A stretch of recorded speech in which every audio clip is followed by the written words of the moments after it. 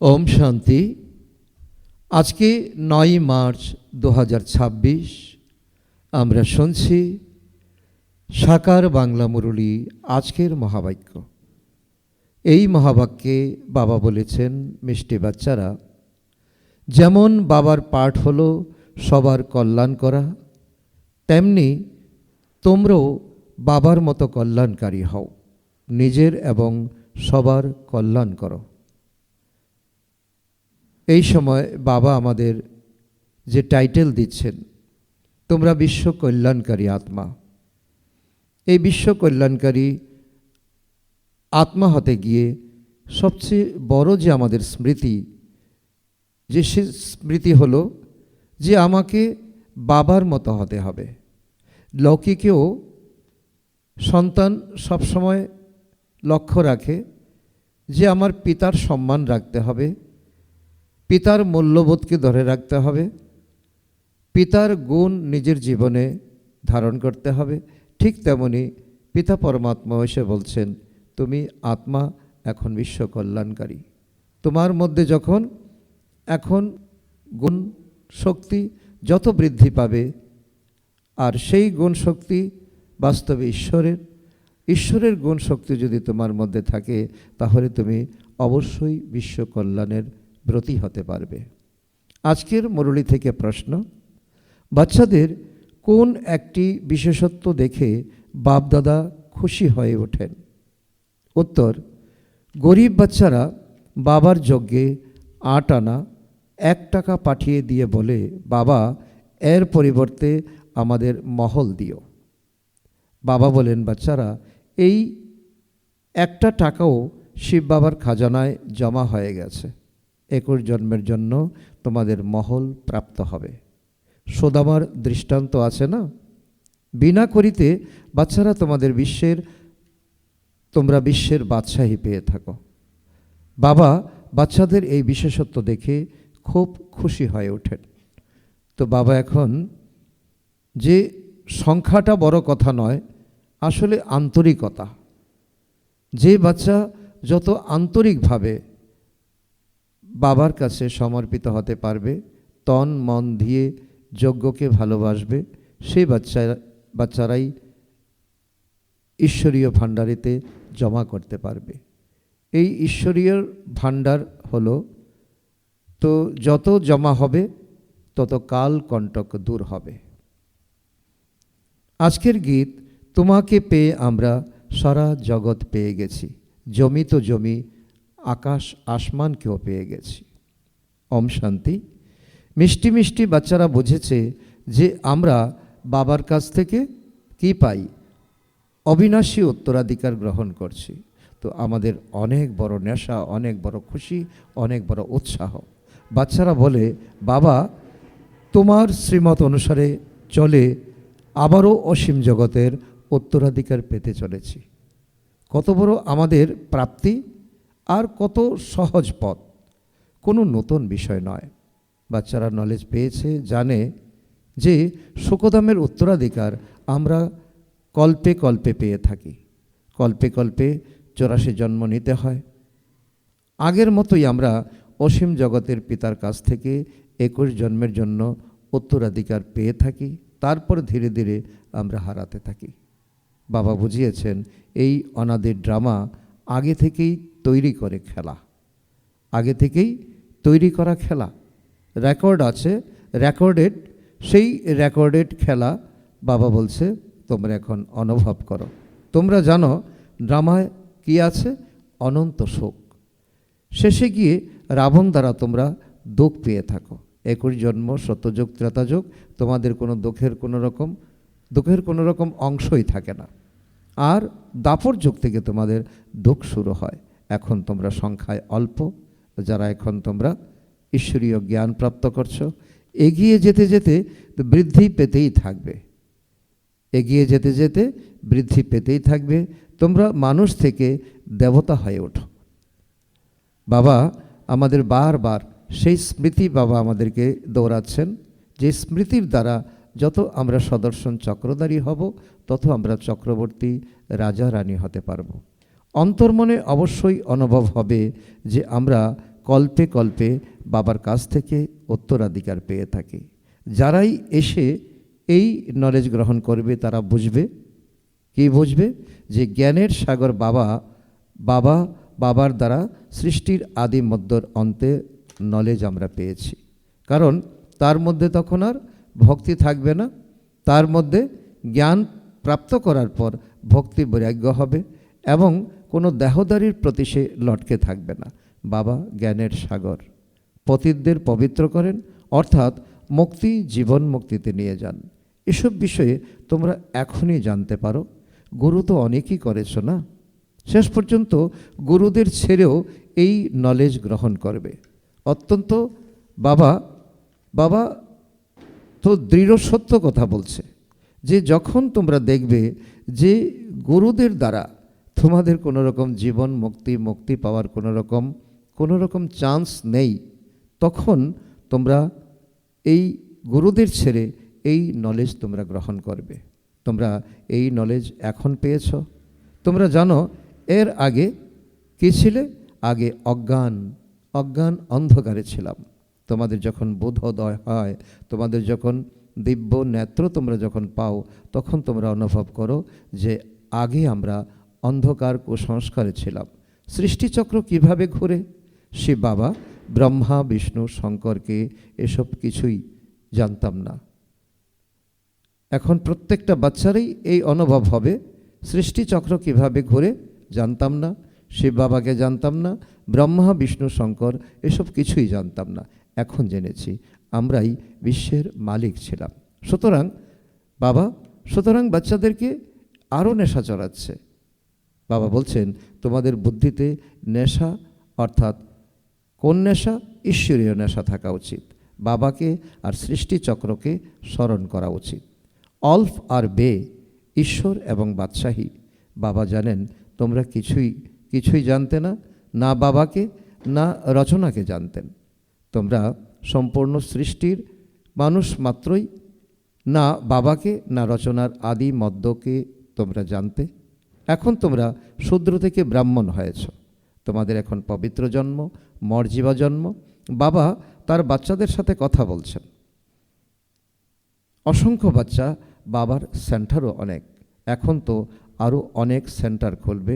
সুতরাং বাবা জানেন তোমরা কিছুই জানতে না, এখন নম্বর অনুসারে পুরুষার্থ অনুযায়ী জানতে পেরেছ। এও জানো আমরা এখন বাবার দ্বারা পতিত থেকে পাবন হচ্ছি, বাকিরা তো ডেকেই চলছে। তো অনেকের এমনই আশা যে কোনো না কোনো একদিন ভগবান এসে কোনো না কোনো রূপে আমাদেরকে দর্শন দেবে, সেই দর্শনের অপেক্ষায় আছে। তোমরা হলে গুপ্ত, ওরা ব্রহ্মা, কুমারী বলে, কিন্তু অর্থ কিছুই জানে না যে কে এদের শিক্ষা প্রদান করেন। কারণ আমাদের শিক্ষা গুপ্ত, শিক্ষাদাতা শিক্ষকও গুপ্ত, আর আমরা যে ধীরে ধীরে এগিয়ে যাচ্ছি আমরাও গুপ্ত। শাস্ত্রে কোনো কথা লেখা নেই। গীতার ভগবান শিব এসে বাচ্চাদের কি শেখান? রাজযোগ শেখান। এই রাজযোগ এখন আত্মার সম্পর্কে সম্পূর্ণ জ্ঞান আর পরমাত্মার সম্পর্কে সম্পূর্ণ জ্ঞান হলেই তো আমরা রাজযোগ শিখতে পারি, বুঝতে পারি। এই বিষয়ে তোমাদের বুদ্ধিতে তো আছে না, তাই না? গীতাও তোমরা অবশ্যই পড়েছ, এটা তোমরা বুঝেছ যে জ্ঞান মার্গ সম্পূর্ণ আলাদা। কারণ ভক্তি মার্গে অনেক অন্ধবিশ্বাস, কুসংস্কার, আর এখন জ্ঞান মার্গ হচ্ছে দিনের মতো, দিবালোকের মতো স্পষ্ট। শাস্ত্র ইত্যাদি পরে বিদ্যুৎ মণ্ডলী থেকে যে টাইটেল প্রাপ্ত করে সেসব হলো ভক্তি মার্গের।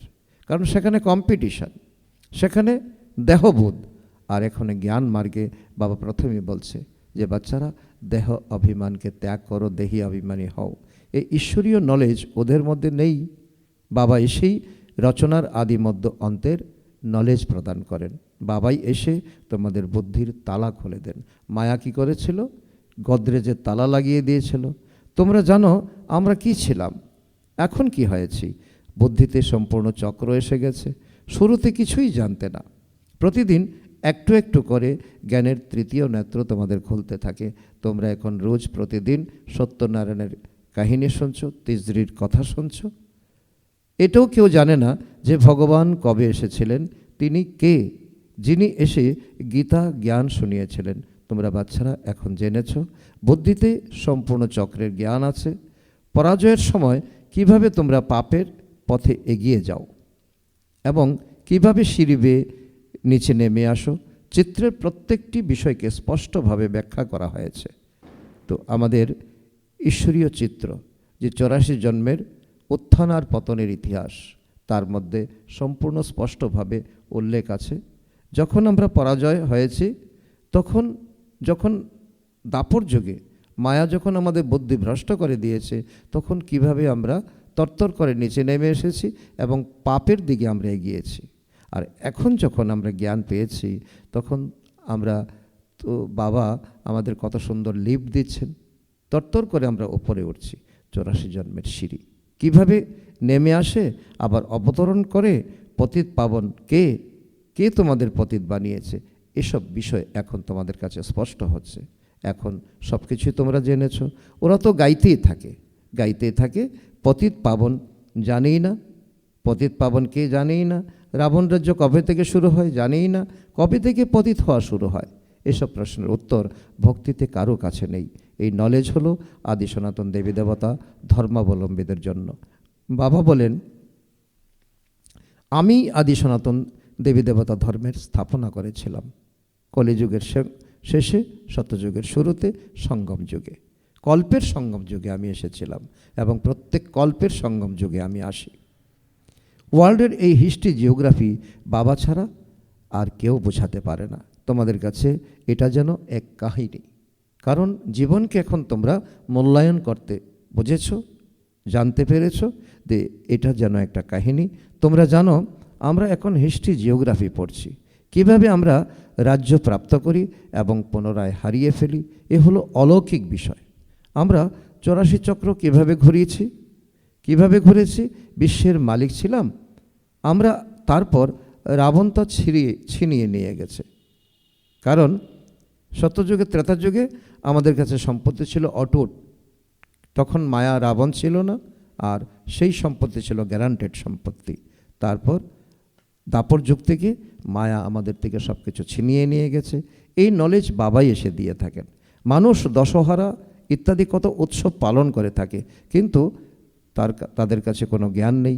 যেমন তোমাদেরও বাবা বোঝাচ্ছেন, বাবা বারবার বলছেন, তোমাদেরও এই নলেজ ছিল না, তোমরাও ভক্তি করতে, এখন তোমরা নলেজ পেয়েছো এবং খুশি অনুভব করছো।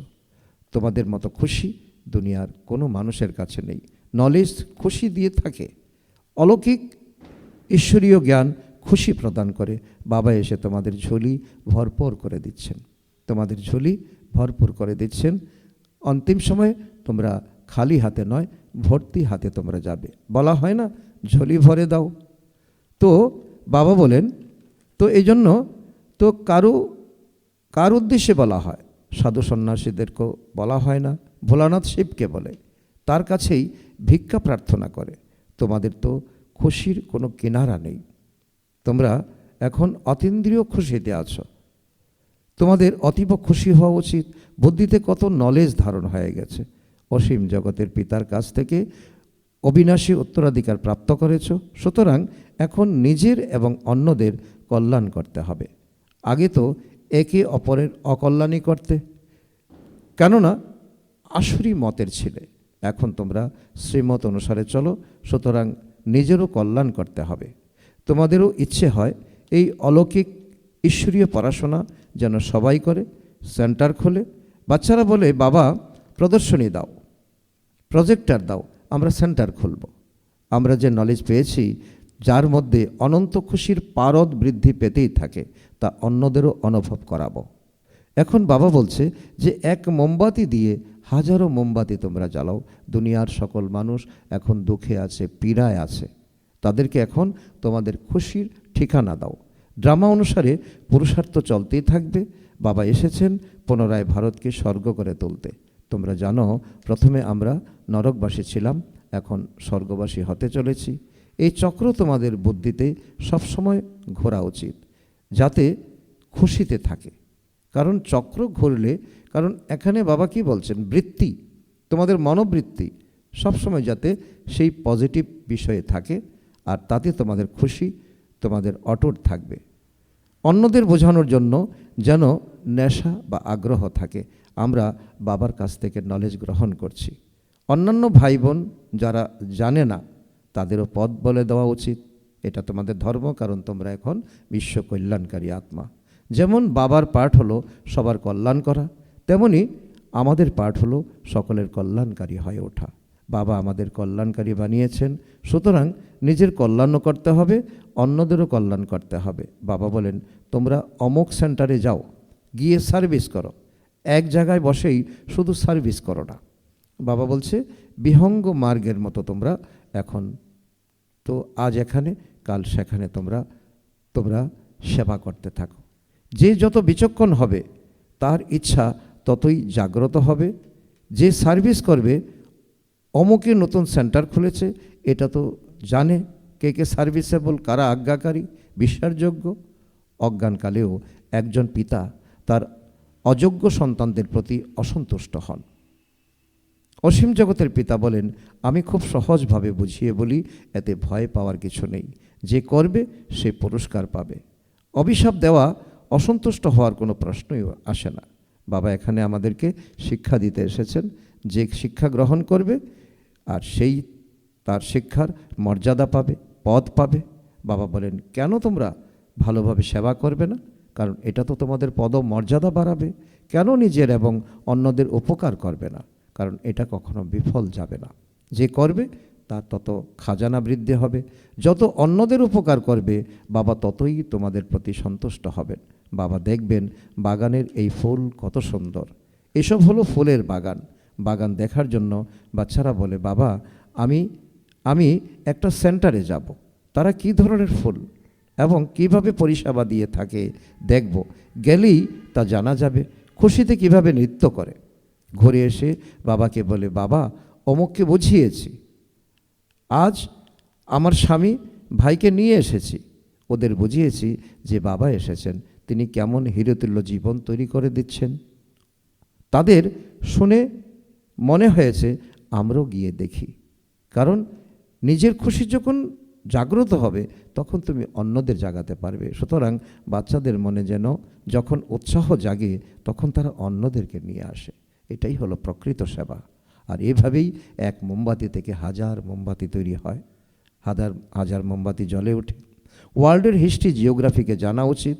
তোমরা ভেবে দেখো, ভারত সম্পূর্ণ বিশ্বের মালিক ছিল, এখন তার কি অবস্থা? শতযুগ ত্রেতায় কত সুখ ছিল। এখন বাবা আবারও ভারতকে বিশ্বের মালিক বানাতে চলছেন। তোমরা এটাও জানো দুনিয়াতে অনেক হাঙ্গামা হতে চলেছে। লড়াই কখনো বন্ধ হবে না, কোথাও না কোথাও লেগেই থাকে। যেদিকে দেখো সেখানেই ঝগড়া। সর্বত্র তোল পার হয়ে চলছে। বিদেশেও কত কি হয়ে চলছে, বুঝেই না যে আমরা কি করছি। প্রচণ্ড তুফানেও কত মানুষ মারা যায়। এই দুনিয়া কত দুঃখী, রোগী, ভোগী। তোমরা বাচ্চারা জানো এই দুঃখের দুনিয়া থেকে আবার যেতে চলেছি। আমরা যাব শোকধামে। বাবা তোমাদের ধৈর্য ধরতে শিখিয়েছেন। এই দুনিয়া ছিছি হয়ে গেছে। অল্প কিছু সময় পরেই আমরা বিশ্বে শান্তিপূর্ণভাবে রাজ্য করব। তো এতে তো খুশি হওয়া উচিত, তাই না? সেন্টার খোলা হচ্ছে। যখন নতুন সেন্টার খোলা হয় তো বাবা বলেন তো সেখানে যেতে। বাবা তাদের নামও লেখেন যারা তার অন্তরে বাস করে। তো বাবা বলছেন যে আমি অনন্য বাচ্চাদেরকে, যারা সার্ভিসেবল বাচ্চা, তাদেরকে আমি স্মরণ করি। আর তোমরা সাধারণত পরমপিতা পরমাত্মাকে স্মরণ করো। আমি তাদেরকে স্মরণ করি যারা বিশ্ব কল্যাণের জন্য নিজেকে সমর্পণ করে দিয়েছে। অনেকের কল্যাণ হয়। অনেকে এমন লেখে বাবা আমরা তো বন্ধনে আবদ্ধ হয়ে আছি, যদি সেন্টার খোলা হয় তবে অনেকে এসে উত্তরাধিকার প্রাপ্ত করবে। তোমরা জানো সবই বিনাশ হয়ে যাবে। তবে কেননা অনেকের কল্যাণার্থে অর্থকে কাজে লাগাই। কারণ এখন অর্থ যত জমা রাখবে ততই তা অন্তিম সময়ে সফল হবে না, ততই অব্যবহৃত হয়ে থাকবে। ড্রামাতে ওদের এমনই পার্ট নিহিত রয়েছে। যারা দান করবে তারা সফল হবে, যারা রেখে দেবে তাদের অসফল হবে। প্রত্যেকেই নিজের পার্ট প্লে করে চলছে। ওদের দেখে করুণা হয়, কারণ তারা না বুঝে জ্ঞান, না বুঝে তন মন ধনের সফলতা। অন্যদেরও বন্ধন মুক্ত করতে কিছু তো সহযোগ দেই, ওরাও অবিনাশী উত্তরাধিকার পাবে। বাবাও তাই উদ্বিগ্ন, কারণ সবাই কামচিতায় জলে মরে আছে। সম্পূর্ণ দুনিয়া কবরখানায় পরিণত হয়েছে। বলা হয়ে থাকে আল্লাহ কবরস্থান থেকে জাগিয়ে সবাইকে নিয়ে যান। এখন বুঝতে পারে রাবণ কিভাবে পরাজিত করেছে। প্রথমে কিছুই জানতো না, আমি একজন কোটিপতি রত্নাগর এবং এতগুলো বাচ্চা, এসব নেশা তো ছিলই না। এখন বুঝেছি আমি ব্রহ্মা বাবা সম্পূর্ণ পতিত ছিলাম। ব্রহ্মা বাবা অনুভবে বলছেন যে প্রথম প্রথম যজ্ঞের শুরুতে বাবা তো কিছুই বুঝতেন না যে ভগবান শিব বাবা ওনাকে দিয়ে কি কর্ম করাচ্ছেন। পুরানো দুনিয়াতে যতই লক্ষপতি কোটিপতি হোক না কেন, এসব করি তুল্য। মায়াও ভীষণ প্রবল। বাবা বলেন বাচ্চারা সেন্টার খোলো, অনেকের কল্যাণ হয়ে যাবে। যারা গরিব তারা দ্রুত জেগে ওঠে, ধনবানরা খুব কমই জেগে ওঠে। ওরা নিজেই নিজের খুশিতে মত্ত থাকে। মায়া সম্পূর্ণরূপে নিজ বশীভূত করে দেয়। তো বুঝে কিন্তু কিভাবে ছাড়বে, ওরা ভয় পায় এই ভেবে যে এদের মতো সব কিছু ছাড়তে হবে। ভাগ্যে না থাকলে চালিয়ে যেতে পারে না। সুতরাং তাদের পক্ষে এ থেকে মুক্ত হওয়া কঠিন হয়ে পড়ে। সময় মতো তারা হতাশাগ্রস্ত হয়ে বুঝবে যে এটা প্রকৃতপক্ষেই ছিছি দুনিয়া। তারপর যেই তো যেমন অবস্থা ছিল তেমন অবস্থা রয়ে যায়। কোটির মধ্যে মুষ্টিময় কিছু আত্মা। তো বাবা বলেন কোটির মধ্যে কেউ, তার মধ্যে কেউ আসবে। কয়েকশো মানুষ বোম্বেতে আসে, তাদের মধ্যে কারো কারো ঈশ্বরীয় রং লেগে যায়। মনে করে এই জ্ঞান আমাদের অমূল্য জ্ঞান, এই জ্ঞানকে তো ধারণ করা উচিত। তো সেই জন্য বাবা বলেন যে মনে করে ভবিষ্যতের জন্য কিছু করে নেই, করির পরিবর্তে হিরে প্রাপ্ত করতে পারবো। বাবা বলেন ব্যাগ অ্যান্ড ব্যাগেজ তো সব স্বর্গে ট্রান্সফার করো। এটা বাবার অনেক বড় এক ইশারা যে ব্যাগেজ যা তোমার কাছে আছে এখন এখানে বিফল হবে, নষ্ট হয়ে যাবে, তাকে ট্রান্সফার করো স্বর্গের জন্য। ওখানে 21 জন্মের জন্য তোমরা রাজ্য পাবে। কেউ 1 টাকা 58 পাঠিয়ে দেয়। বাবা বলেন এই 1টা টাকাও তোমাদের শিব বাবার খাজানাতে জমা হয়, তোমাদের 21 জন্মের জন্য মহল প্রাপ্ত হবে। সুদামার দৃষ্টান্ত স্বরূপ এমন সব বাচ্চাদের দেখে বাবাও খুশি হন। বিনা খরচাতেই বাচ্চারা তোমাদের বিশ্বের বাদশাহী তোমরা পেয়ে থাকো। লড়াই ইত্যাদির তো কোনো কথাই নেই। ওরা তো একটা টুকরোর জন্য কত লড়াই করে। তোমাদের শুধু মন ভব। তোমরা জানো শুধু আমি আত্মা আর বাবা পরমাত্মা। এখানে বসে থাকার দরকার নেই। চলতে ফিরতে বাবাকে আর উত্তরাধিকারকে স্মরণ করো, খুশিতে থাকো। পানীয় ভোজনেও শুদ্ধতা রাখতে হবে। তোমরা জানো আমরা আত্মা তো কতটুকু পবিত্র হয়েছি যে পরে প্রিন্স রূপে জন্মগ্রহণ করব। দুনিয়ার অবস্থা সম্পূর্ণভাবে খারাপ হতে চলেছে। খাওয়ার জন্য আনাজ পাওয়া যাবে না, ঘাস খেতে হবে। তারপর এমন তো বলবে না যে মাখন ছাড়া চলে না, তখন তো কিছুই থাকবে না, কিছুই পাওয়া যাবে না। এখনও মানুষ কত জায়গায় ঘাস খেয়ে দিন কাটায়। তোমরা তো আনন্দের সাথে বাবার সঙ্গে বসে আছো। ঘরে তো বাবাই প্রথমে বাচ্চাদের খাওয়ায়, তাই না? দিনকাল খুব খারাপ, তোমরা এখানে খুশির সাথে বসে আছো। শুধু বাবা আর তার উত্তরাধিকারকে স্মরণ করো। নিজের এবং অন্যদেরও কল্যাণ করতে হবে। আরও অনেকেই পরে আসবে ভাগ্য জাগাতে। তো জাগতে তো হবে, তাই না? যারা এই কোলের তারা আজকে নয় তো আগামী দিনে আসবে। অসীম জগতের রাজধানী স্থাপন হতে চলেছে। প্রত্যেককেই কল্পপূর্বের মতো পুরুষার্থ করতে হবে এবং করছে। বাচ্চাদের অতীব খুশিতে থাকা উচিত। বাপদাদার চিত্র দেখলেই খুশিতে রোমাঞ্চিত হওয়া উচিত। এই খুশির পারদ স্থায়ী হওয়া উচিত। আচ্ছা, মিষ্টি হারানিধি বাচ্চাদের প্রতি মাতা পিতা বাপদাদার স্মরণের স্নেহসুমন আর সুপ্রভাত। আত্মাদের পিতা তার আত্মারূপী বাচ্চাদের জানাচ্ছেন নমস্কার। আমরা আত্মারূপী সন্তানরা আমাদের মাতা পিতা বাপদাদাকে জানাই স্মরণের স্নেহসুমন, সুপ্রভাত ও নমস্কার। আজকের মুরলী থেকে ধারণার জন্য মুখ্য সার 1 নম্বর, সবসময় অপার খুশিতে থাকার জন্য অলৌকিক নলেজকে বুদ্ধিতে রাখতে হবে। জ্ঞান রত্ন দ্বারা নিজের ঝুলি পরিপূর্ণ করে নিজের এবং সবার কল্যাণ করতে হবে। নলেজে বিচক্ষণ হতে হবে।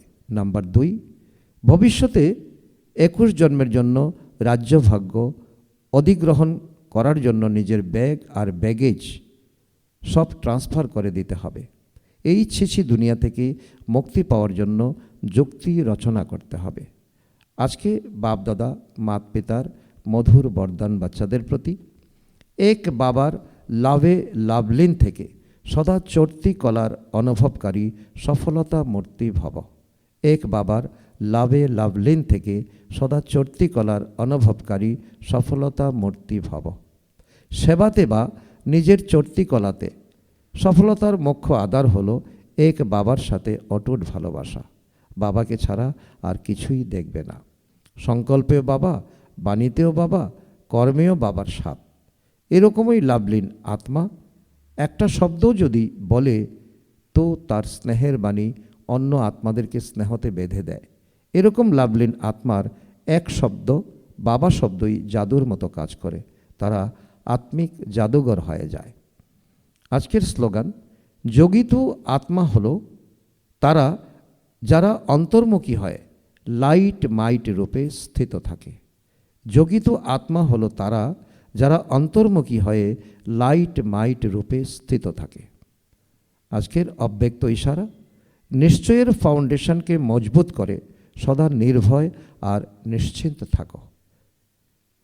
এর অন্তর্গত বাবা বলেছেন, তোমাদের যা কিছু ডিউটি প্রাপ্ত হয়েছে তাতে সদা অ্যাকুরেট থাকো। তোমাদেরকে সবাই সৎ এবং ফেইথফুলের নজরে দেখবে।